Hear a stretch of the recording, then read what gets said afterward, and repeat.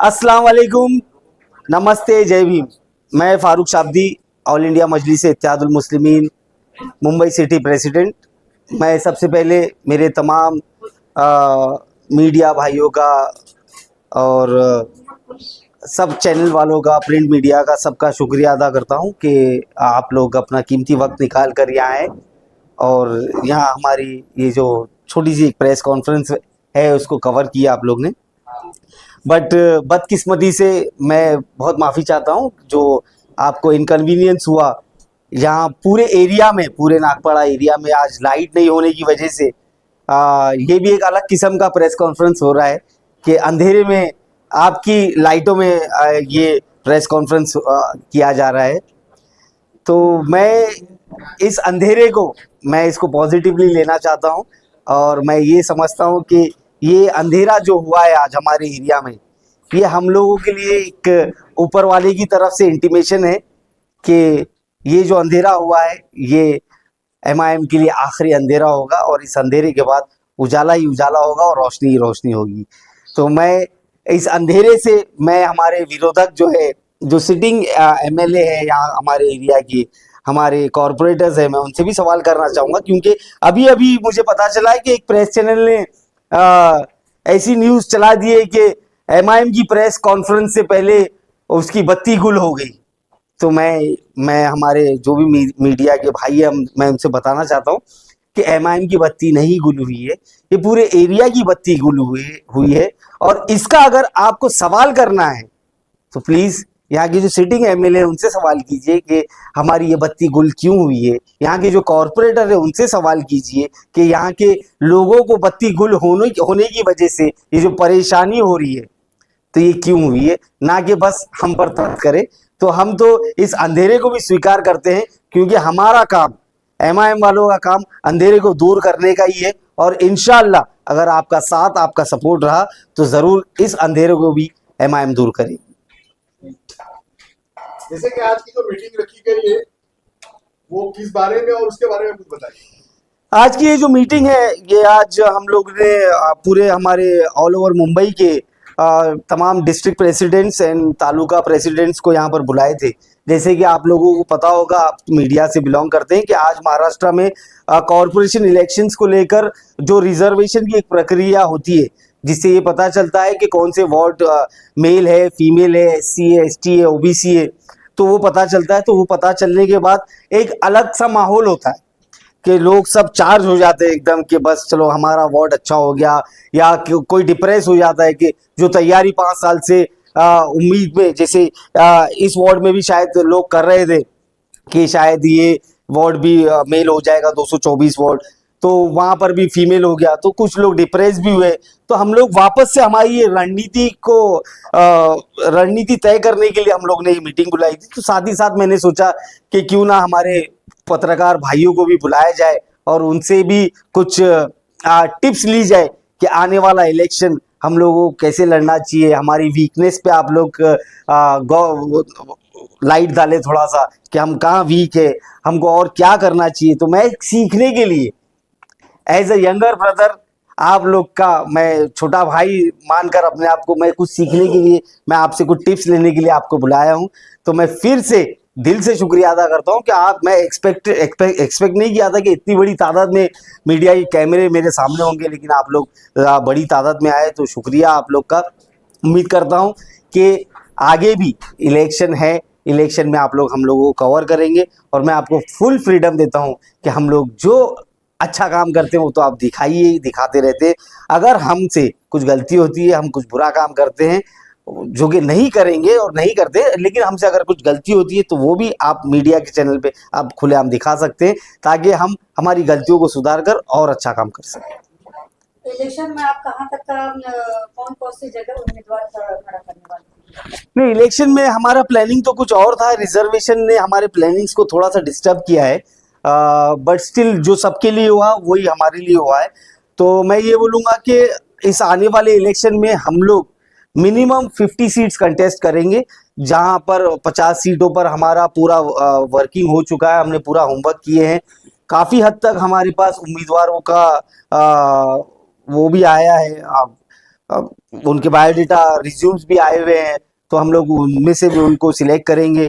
और उसके अलावा अबव 50 अगर हमको और भी वार्ड्स में अच्छे उम्मीदवार मिलते हैं जो जिनका समाज में और अपने अपने वार्ड्स में अच्छा काम है, जो वर्चस्व रखते हैं समाज में, तो हम उनको भी मौका देना चाहेंगे। तो नंबर अभी फिलहाल के लिए हम लोग 50 पे मिनिमम हम लोग लड़ेंगे आगे, और जैसे जैसे दिन जाएंगे हम लोग और नंबर बढ़ा सकते हैं। ये हमको अक्सर मुस्लिम पार्टी में देखा जाता है, लेकिन मुसलमान में भी दो फिरके होते हैं, शिया सुन्नी।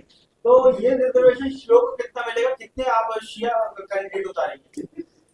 देखिए, अब ये फिरकों की बात तो ना ही करें तो बेहतर है। ये फिरके ही जो है, ये जो मसलक का मसला है, यही पूरी फसाद की जड़ है, जो हम लोगों को हमसे ही बांटती है। तो हम लोग ये फिरकों में और मसलक में हम लोग बिलीव नहीं करते। और माशाल्लाह ये मसलक की बात, फिरकों की बात की तो लाइट भी आ गई, हाँ, तो उजाला आ चुका है। तो हम लोग जो भी उम्मीदवार होगा, हम लोग उसको उसके कास्ट से या उसके फिरके से नहीं जज करते हुए हम लोग उसका सामाजिक काम देखेंगे, और समाज में उसका कैसा नाम है वो देखकर हम लोग उसको उम्मीदवारी देंगे। ये इलेक्शन में यूपी के बारे में कुछ सोच रहे हो? देखिए, यूटी तो सही, अगर एग्जांपल आपको दूं तो पिछला ये भी आज बिहार इलेक्शंस हुए हैं, उसकी वोटिंग भी हुई है। तो बिहार इलेक्शंस में हमने सिर्फ 6 सीटें मांगी थी ये आरजेडी एंड कांग्रेस वालों से, लेकिन 6 सीटें भी नहीं दिए। तो मुझे नहीं लगता है कि ये लोग हमसे युति करने में खुश है, लेकिन हम लोग बीजेपी को हराने के लिए, भाजपा को सत्ता से दूर रखने के लिए अगर हमको एक नहीं 10 कदम पीछे हटना पड़ेगा, और ये जो महाविकास आघाड़ी है इनके पास युति करने के लिए जाना पड़ेगा, तो हम हमारा प्रस्ताव हमारे आला कमान, हमारे महाराष्ट्र के अध्यक्ष इम्तियाज जलील साहब से पूछकर, हमारे national president barrister Asaduddin Owaisi साहब से पूछकर हम वो प्रस्ताव रखेंगे, और उसके बाद महाविकास आघाड़ी के ऊपर है कि वो लोग हमारा प्रस्ताव कैसे। हिमायत पे हमेशा आरोप लगा है कि ये बीजेपी की बी टीम है, उस बारे में आपका क्या बोलना? नहीं, कुछ नई बात करे तो बेहतर होगा। आगे भी यही मसला चल रहा था। कुछ नई बात करे तो बेहतर है, ये बहुत पुरानी बात हो गई है। यही बी टीम का तबका, वहां पर जो प्रशांत किशोर लड़ रहे हैं, वो उनके समाज के लोग क्यों नहीं लगाते? वहां तेजस्वी यादव का सगा भाई आज अपनी पार्टी बनाकर इलेक्शन लड़ रहा है।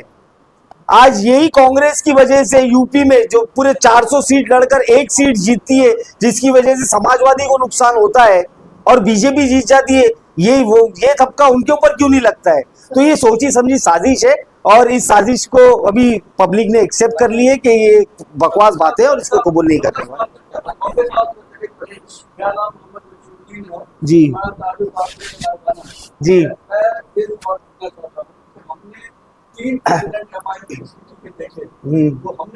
हाँ, तो ये बताइए कि आप जो है वो क्या करने वाले हैं जो और लोगों ने नहीं किया? आप कौन सी तब्दीली लाने वाले हैं जिससे आपकी पार्टी कर सकती है? पिछले इलेक्शन में देखा गया है कि आपसे एक बार 2 बार फिर सफाया हो गया, फिर आपका कॉर्पोरेशन में आए कुछ नहीं हुआ। कौन सा काम करने वाले हैं, किन मुद्दों से आप आए? पहले तो मैं आपके सवाल को करेक्ट करना चाहूंगा, मैं तीसरा नहीं हूँ, मैं चौथा हूँ। हाँ, मैं चौथा हूँ। और मैं पुराने हमारे 3 जो सदर थे, मैं किसी के ऊपर ब्लेम नहीं देना चाहता कि उनका काम अलग है या कम है या ज़्यादा है। मैं ये समझता हूँ कि हर किसी का काम करने का तरीका अलग अलग होता है। अब मेरा, जब आप पूछ रहे हो कि मैं क्या करूँगा, तो मैं आपको बता दूं कि मेरा नाम फारूक शाब्दी है, और जो मुझे जानते हैं वो मुझे जानते हैं। इंशाअल्लाह आने वाले महानगर पालिका इलेक्शंस के रिजल्ट ही आपको बताएंगे कि फारूक शाब्दी ने क्या किया। प्रिसाइजली अगर आप पूछोगे तो मैं संगठन के ऊपर ज़्यादा काम करता हूँ, मैं लोगों को जोड़ने में ज़्यादा बिलीव करता हूँ, ना कि मैं इलेक्शन के करीब कोई अगर आ जाए हमारी पार्टी में, मैं उन लोगों को स्वीकार नहीं करता। मैं खुशी मेरा उम्मीदवार जो मेरे साथ 5 साल कंधे से कंधा लगाकर पार्टी को बड़ा करने का काम किया है, मैं उसके ऊपर दाव खेलना पसंद करूंगा, ना कि कोई धन्ना सेठ आ जाए आखिरी चांद रात को कि मुझे टिकट दे दो, पैसों का लालच दे या कोई दूसरी पार्टी से उसको टिकट नहीं मिलने पर आ जाए, मैं उसको उम्मीदवारी नहीं दूंगा। मैं मेरे लोगों को बड़ा करूंगा ताकि वो लोग जो पार्टी के साथ बुरे वक्त में खड़े रहे हैं वो आगे भी पार्टी के साथ खड़े रहे। 2014 से लेकर 2025 तक का ऐसे एमआईएम के बहुत से उम्मीदवार है। पिछले एमएलए कॉर्पोरेशन इलेक्शन में 45 जगह सेवक आपके थे, इस वक्त एक भी नहीं है तो चुनाव लड़े थे।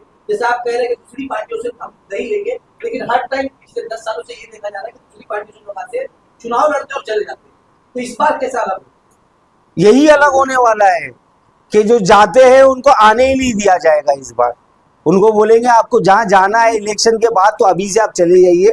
हमारे साथ जो है, हमारी पार्टी के लिए जो काम कर रहा है, जो अपने अपने वार्ड्स में अपनी अपनी ऑफिस खोल के बैठा है, लोगों के बीच में है, लोगों की सुख दुख में काम कर रहा है, इस बार एमआईएम पार्टी ज्यादा से ज्यादा तादाद में उन्हीं, मैं समझूंगा घर के बच्चों को, ये सब हमारा घर है, हमारा एक परिवार है, हम उनको मौका देंगे। आपने आइडेंटिफाई किया है, आपने क्या कैडर तैयार किया, आइडेंटिफाई किया है, किनको देंगे, किनको देंगे, बातें करें, आप क्या करेंगे? कुछ हद तक सीटों का तो बंटवारा कैसा करोगे, किस मुद्दे पे या किस आधार पे करोगे?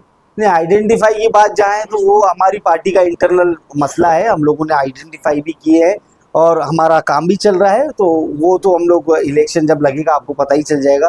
सीटों का बंटवारा इन द सेंस कहाँ बांटना है हमको, सीट बंटवारा किससे करना है हमको? जैसे कि लोगों को पैसा देना है, कैंडिडेट नाराज ना हो। नहीं, देखिए कैंडिडेट, ये इन द एंड टिकट एक होती है यस, और इच्छुक बहुत सारे होते हैं, टिकट मांगने वाले एक होते हैं। तो ये एमआईएम ही नहीं, हर पार्टी में ऐसा होता है कि टिकट मिलने के बाद नाराजगी होती है, बगावतें होती है। तो उसको डैमेज कंट्रोल करने के लिए जो कम से कम जो डैमेज हो वो कंट्रोल करने के लिए एज अ पार्टी हम लोग ने भी काम किए है और हम लोगों को बैरिस्टर असदुद्दीन ओवैसी साहब की डायरेक्शंस है, हम उनकी डायरेक्शंस पे चलकर हम लोग सबको खुश रखकर और कम से कम डैमेज होकर पार्टी के साथ इंसाफ जैसे आपने करेंगे। कहा कि आप चौथे सदन हैं, इसके पहले 3 सदन थे। हाँ। आपने कहा कि तीनों सदन ने ये गलती करी है कि भाई एमआईएम से बाहर से लोग आते थे, उनको टिकट दे दी जाती थी, और हैदराबाद से लोग आते थे वो सिलेक्शन होता था, क्योंकि हैदराबाद की कमेटी आती है और सिलेक्शन होता है, मतलब ग्राउंड रिपोर्ट होती है, उसके बाद ही चुनाव का डिक्लेयर किया जाता है कि किसको टिकट देना है। इस बार क्या अलग होगा? नहीं, मैंने ये नहीं बोला कि पिछले 3 सदन ने ये गलती की है। गलतियां हुई है, मैं उसको एक्सेप्ट करता हूं। गलतियां मैं समझता हूं कि सदर की तरफ से नहीं, ये ओवरऑल गलती हो सकती है, पार्टी के फैसले गलत हुए होंगे। तो वो सारी चीज़ों से हम लोग सीख लेकर आगे बढ़ेंगे। जो गलतियां हमने किए हैं या जो हुई अनजाने में, हम उसको नहीं दोहरा कर आगे इलेक्शन लड़ेंगे और आपको बदलाव दिखेगा। हमारे पास रिकॉर्ड पे लोगों ने कहा, हमने इंटरव्यू छापा है ऐसे कैंडिडेट्स का पिछली बार, जिन्होंने ये कहा कि जब हम टिकट मांगने गए सारी तैयारी थी, लेकिन हमसे पैसा मांगा गया, हम उस लायक नहीं है कि पैसा दें, इसलिए हम बाहर हो गए। तो आप इन चीजों को कैसे रोकेंगे? क्या इस बार भी ऐसा होगा? देखिए, ये सब जो पैसों का खेल है, ये सारी पार्टियों में ये आरोप लगते हैं और हो सकता है इसमें कुछ सच्चाई भी हो। अब मर्सिडीज मांगकर अब शिवसेना में तो पद दिए जाते थे, मर्सिडीज के बदले एक मामूली सा पद मिलता था लोगों को। तो ये अलग अलग मतलब कोई आरोप लगाता है और कुछ हद तक सच्चाई भी होती है। तो इसको हम नकार नहीं सकते, ना ही एक्सेप्ट कर सकते। हम लोग कोशिश यही करेंगे कि जो मोस्ट डिजर्विंग कैंडिडेट हो उसको टिकट मिले, ताकि वो हमारे फैसले रिजल्ट्स में तब्दील हो और हमारे ज़्यादा से ज़्यादा उम्मीदवार जीतकर मुंबई कॉरपोरेशन में जाए। लास्ट इलेक्शन पे शहर महानगर पालिका में आपकी बॉडी नहीं है फिलहाल जी। आने वाले इलेक्शन में उसको किस तरह से देखेंगे और बॉडी कब तैयार होगी? नहीं, देखिए, अभी भिवंडी की बात अगर कर रहे हैं आप तो वक्त बहुत कम है और आप सच बोल रहे हैं कि भिवंडी महानगर पालिका में हमारी बॉडी नहीं है। बट हमारा कैडर ऑन फील्ड है, मतलब वो डेजिग्नेटेड अहदेदार नहीं है, लेकिन हमारे पुराने मजलिस के चाहने वाले अभी भी भिवंडी शहर में है। जो मैं ये समझता हूँ, एक हमारा जो कार्यकर्ता है वो 100 या 1000 के बराबर है। तो हम उनको जल्द से जल्द इंशाल्लाह टीम में लेंगे और उनको बड़ी जिम्मेदारी देंगे। और वो इम्तियाज जलील साहब से मेरी बात हो चुकी है, वो बहुत ही जल्द, हो सकता है आने वाले वीक में या 8-10 दिन में उसका फैसला ले और वो आपको पता एक चलेगा। सवाल ये है, आपको चुनाव जीतने के बाद क्यों लगातार आपके नगर सेवक महाराष्ट्र में भी जीते, एमएलए भी जीते, लेकिन दूसरा चुनाव होता है उस सीट पे एमआईएम जो है सीट हार जाती है। आप कहते हैं कि मुसलमानों का काम करते हैं, 5 साल तक का जनता आपको बैठा के रखती है, एक सीट देती है, लेकिन वहाँ के इलाकों में काम नहीं होता, इसलिए आपको लगा देती है। इसकी वजह क्या? कितने इलेक्शंस हुए हैं एमआईएम के यहाँ पर जो इलेक्शन लड़ने के बाद जनता ने नकार दी? मैं बता दूं आपको, नांदेड़ के अंदर आपके 9 कॉर्पोरेटर थे, वहाँ हार गए। एमएलए के अंदर आपके विद्या जैन साहब हार गए, मानस पठान हार गए, अकोला के अंदर आपके नगर सेवक थे, वो हार गए। मतलब आपके 150 से 250 नगर सेवक थे। हाँ। उसके अंदर दूसरा चुनाव हुआ तो उस सीट पे रिपीट थे, ऐसा क्यों? और बॉम्बे में 2 नगर सेवक थे, वो दोनों पार्टी छोड़ के चले। हाँ तो सही बात है। तो ये जनता है और जनता जनार्दन है। जनता को हम लोग सवाल नहीं कर सकते, उल्टा हम लोग उसमें से ये निकाल सकते हैं कि जनता ने ये फैसला हमारे खिलाफ क्यों लिया, और हम उस पे काम करने की कोशिश करेंगे और उसको सुधारेंगे। और वो सारी चीजों को सुधारने के लिए जमात ने मुझे यहाँ भेजा है, और कुछ हद तक, काफी बड़ी हद तक हम लोग उस चीजों पे काम किए, और इंशाअल्लाह जनता इस बार अल्लाह के हुक्म से, इंशाअल्लाह अल्लाह ने चाहा अगर, इस बार जनता सिर्फ और सिर्फ एमआईएम को कबूल करेगी और पतंग का परचम बहुत ऊंचा लहराएगा इंशाअल्लाह। कहाँ तक की सीट की उम्मीद करते हो? हाँ कहाँ तक की सीट की उम्मीद करते हो? देखिए, अगर हम लड़ रहे हैं तो हम तो ये सोचेंगे कि पूरे ही जीते, तो उम्मीद तो अल्लाह से बेहतरीन करना चाहिए।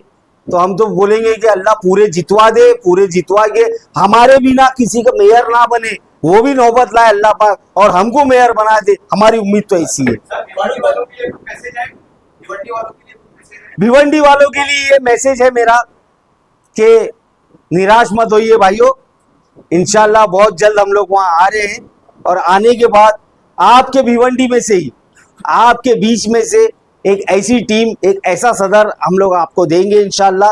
आप लोग उनके साथ कंधे से कंधा मिलाकर काम कीजिए, और भिवंडी एक बहुत बेहतरीन, बहुत प्यारा शहर है, और उसको सुधारने में हम सब मिलकर काम करेंगे और इंशाल्लाह उसमें कामयाब होंगे। मलाड विधानसभा में 7 सीटें, 7 सीटों पे लड़ाई गई, अब खाली 4 सीटों पे लड़ाई।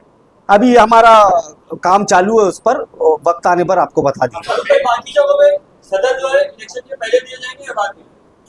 बाकी जगहों में सदर कौन सी जगह पर? जैसे भिवंडी शहर हो गया, हाँ बोल दिया मैंने, दे हो देंगे। गया, उमरा में भी दे देंगे इलेक्शन से पहले। इलेक्शन से पहले। हाँ इलेक्शन से पहले। आपका नगर सेवक में मेन मुद्दा क्या होगा? किस मुद्दे के आधार पर लोग जनता के बीच में जाएंगे, कुछ खुलासा करेंगे? सवाल है। देखिए, सबसे बड़ा मुद्दा तो आज ही मिल गया है प्रेस कॉन्फ्रेंस में, बत्ती गुल। हाँ तो मैं तो अब ये बत्ती गुल को ही चलाने वाला हूँ। हाँ, ये बत्ती गुल ही हम लोग को जिताएगी। ये बत्ती गुल कैसे भी हम ये सवाल करेंगे। यहाँ इतने बड़े बड़े टावर बने हैं, अगर कोई फंस गया होगा लीफ में तो उसका जिम्मेदार कौन है? स्कूल पढ़ने वाले बच्चे, उनके होमवर्क का टाइम है, उनकी ट्यूशन का टाइम है, बत्ती गुल की वजह से उनकी पढ़ाई में नुकसान हुआ रहेगा, उसका जिम्मेदार कौन है? यहाँ पर सरकारी दवाखाने, आईसीयू में लोग हैं जिनको लाइट लगती है, बत्ती गुल होने की वजह से उनकी जान को नुकसान हो गया तो उसका जिम्मेदार कौन है? यहाँ पर गटर है, खुले हैं, जिसके ऊपर ढक्कन नहीं है, ये कॉर्पोरेशन ढक्कन नहीं लगा सकती। अंधेरे में अगर आदमी अंदर गिर गया और मर गया तो उसका जिम्मेदार कौन है?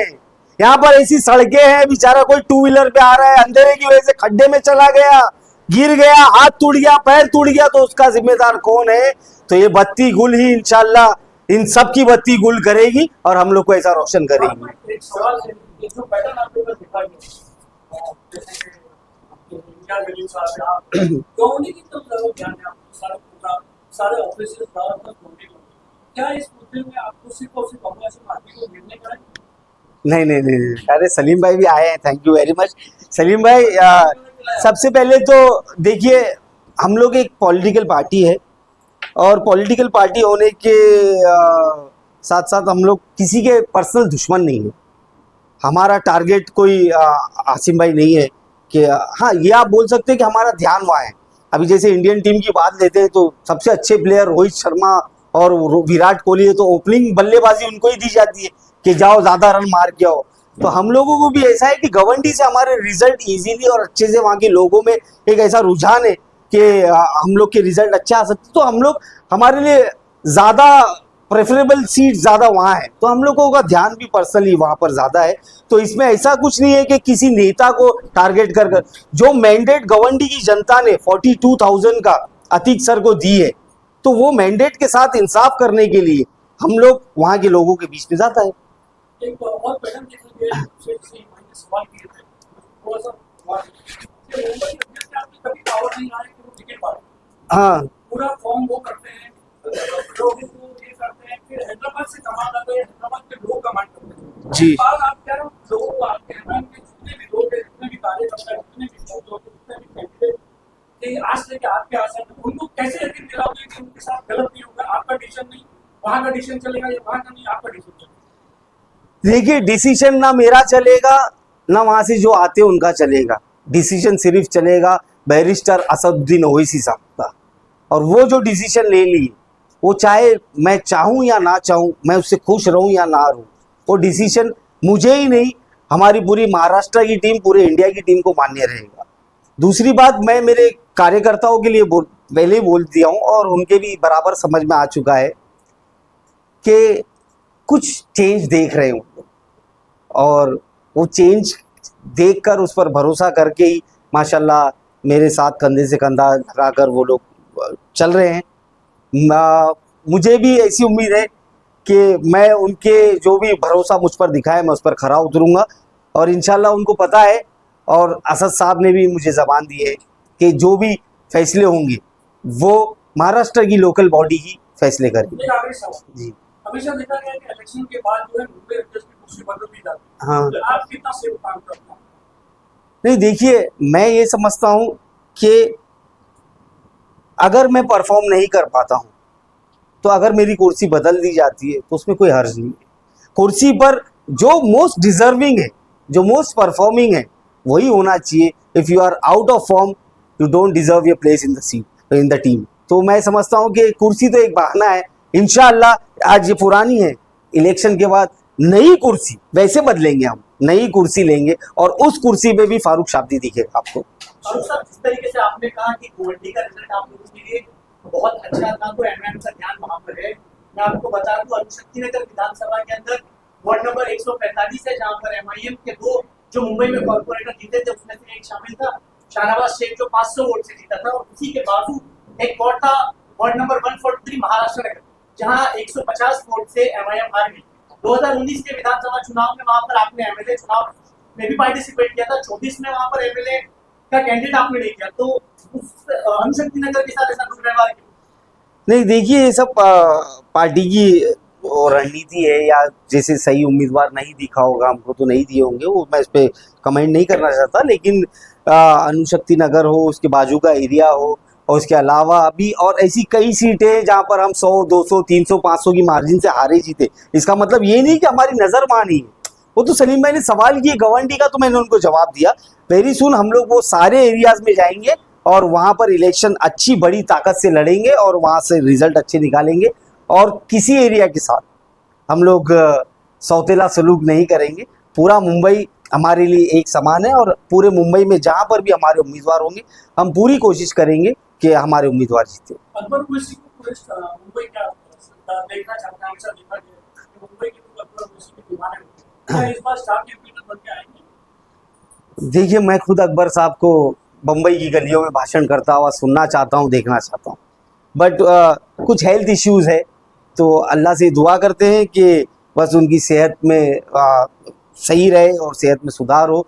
और इलेक्शन के टाइम अगर वो फिट रहते हैं तो अकबर साहब को हम लोगों को बुलाने की ज़रूरत नहीं है। अकबर साहब को बम्बई से एक अलग मोहब्बत है, एक अलग प्यार है, उनके दिल में बम्बई के लिए एक अलग जगह है। वो खुद बोलेंगे, फारूक मैं इस तारीख को आ रहा हूँ, मेरा जलसा रखिए, तो इंशाल्लाह आप लोग आइएगा कवर करने के लिए।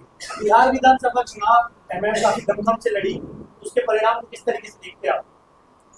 नहीं, देखिए, खुशी की बात तो ये है कि हम लोगों ने हमारा 100% दिए चुनाव में।